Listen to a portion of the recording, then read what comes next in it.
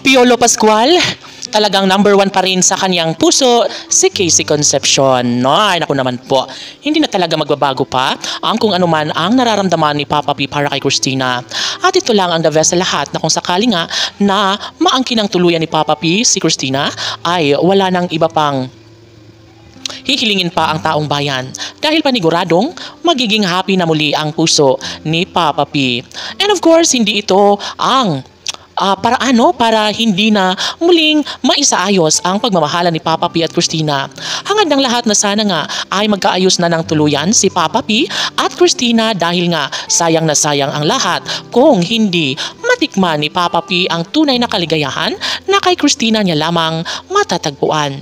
Hindi ito ang unang pagkakataon dahil nga sa una pa lang ng kanilang pagmamahalan ay nararamdaman na ng lahat na sadyang seryoso si Papa P at love na love niyang tunay si Christina.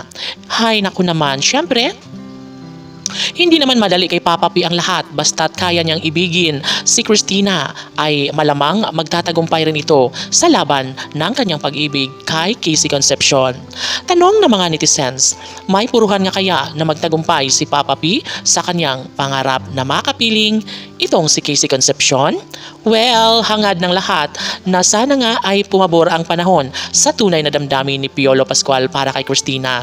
Dahil nga naman sayang na sayang lamang ang lahat kung mauuwi lamang sa kawalan. Natural, hindi ito ang pinakagusto ng lahat na magiging bigo lamang si Papa P sa pag-ibig kay Christina.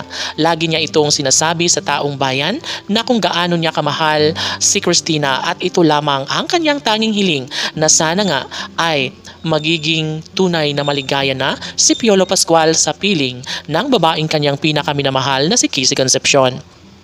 Gagawin ang lahat ni Papa P sapagkat ito ang kanyang nais na mangyayari.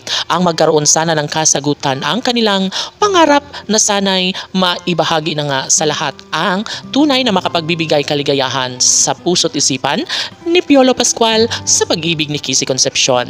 Of course, hindi naman madali para kay Papa P ang lahat basta't ang alam ng binata na kaya niyang ipaglaban at din ang kanyang pangako na pakasalan si Casey Concepcion.